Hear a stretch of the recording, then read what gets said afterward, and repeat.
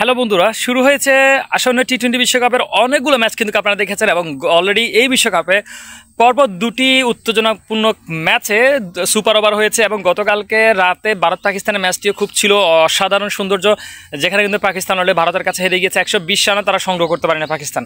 So যেই কথাটা আমরা পূর্বে আরও একটা ভিডিওতে বলেছিলাম যে এই বিশ্বকাপটা একটা অন্যরকম বিশ্বকাপ হতে যাচ্ছে, যেখানে বড় দলগুলো তাদের শক্তি সামর্থ্য প্রদর্শন করে দেখাতে পারছে না, ছোট দলগুলো ঠিক তার উল্টোটা করছে। ঠিক আছে, তো পয়েন্ট টেবিল যদি বিবেচনা করা যায়, ছোট দলগুলো বর্তমানে তাদের সঠিক শক্ত অবস্থানে আছে এবং নাম্বার 1 নাম্বার 2 পজিশনে অবস্থান করছে। প্রত্যেকগুলো গ্রুপের প্রত্যেকগুলো ছোট দল, কিন্তু সেই তুলনায় বড় দলগুলো একদমই যা ইচ্ছে তাই করছে। সো প্রিয় বন্ধুরা, আজকের ভিডিওতে আমরা জেনে নিব বিশ্বকাপের সর্বশেষ পয়েন্ট টেবিল, অর্থাৎ গতকালকে যে ভারত পাকিস্তান ম্যাচ হয়েছে সেই ম্যাচটির পরে এখন পর্যন্ত কোন গ্রুপের কোন দলটি পয়েন্ট টেবিলে কোন দল কত পয়েন্ট অর্জন করেছে সেই তথ্যটি আমরা এখনই জেনে নেব। আশা করছি আপনারা সম্পূর্ণ ভিডিওটা শেষ পর্যন্ত দেখবেন।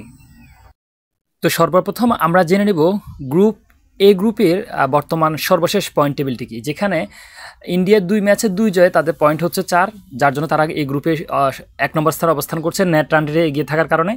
2 নম্বরে আছে আমেরিকা, 2 ম্যাচে 2টিতে জয় পেয়েছে তাদেরও পয়েন্ট হচ্ছে 4। নেট রান রেটে পিছিয়ে থাকার কারণে ইন্ডিয়া হচ্ছে 1 আর হচ্ছে আমেরিকা হচ্ছে 2। 3 নম্বরে আছে কানাডা, 2 ম্যাচে 1 জয় 1 হারে তাদের পয়েন্ট হচ্ছে 2। 4 নম্বরে আছে পাকিস্তান, 2 ম্যাচে 2 হারে তাদের পয়েন্ট হচ্ছে 0।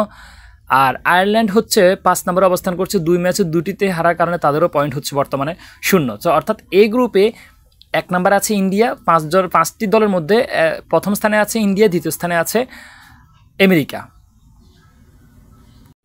এখন বি গ্রুপে 1 নম্বরে আছে স্কটল্যান্ড, 3 ম্যাচে 2 জয়ে 1টা ড্রতে তারা পয়েন্ট পেয়েছে 5, যার জন্য তারা প্রথম স্থানে আছে।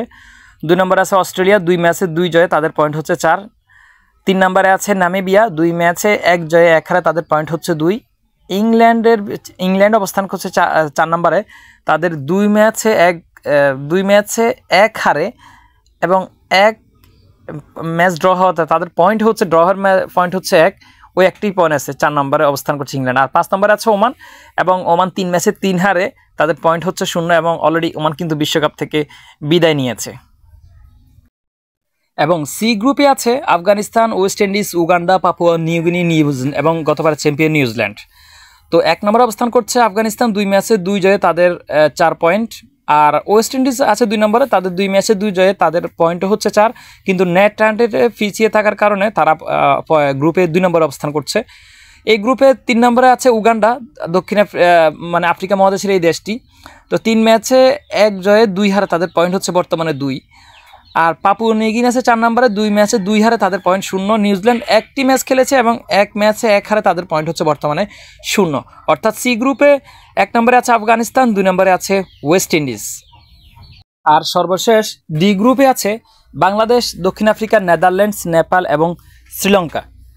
এই গ্রুপে অর্থাৎ ডি গ্রুপে 1 নম্বর স্থানে অবস্থান করছে দক্ষিণ আফ্রিকা, তারা 2 ম্যাচে 2 জয়ে তাদের পয়েন্ট হচ্ছে 4।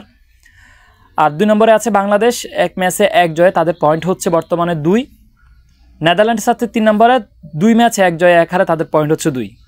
নেপাল 1টি ম্যাচ খেলেছে, 1টি ম্যাচেই হেরে গিয়েছে, যার জন্য পয়েন্ট হচ্ছে 0। আর শ্রীলঙ্কা 2 ম্যাচ খেলেছে, 2 ম্যাচে তারা পরাজয় বরণ করেছে, যার জন্য শ্রীলঙ্কার পয়েন্ট হচ্ছে বর্তমানে 0। অর্থাৎ ডি গ্রুপে 1 নম্বরে আছে দক্ষিণ আফ্রিকা, 2 নম্বরে আছে বাংলাদেশ। এবং আপনাদের কাছে জানিয়ে রাখছি, আজকে রাত 8:30 এই ডি গ্রুপে 1টি মাত্র ম্যাচে মুখোমুখি হবে দক্ষিণ আফ্রিকা এবং বাংলাদেশ। যদি দক্ষিণ আফ্রিকা এই ম্যাচটি জিতে যায়, তাহলে দক্ষিণ আফ্রিকা সরাসরি চলে যাবে অর্থাৎ সুপার 8-এর। আর বাংলাদেশ যদি হেরে যায়, বাংলাদেশের জন্য বাংলাদেশ অন্যান্য দলগুলোর সাথে আরও যে সমস্ত খেলাগুলো আছে সেগুলোর জন্য অপেক্ষা করতে হবে।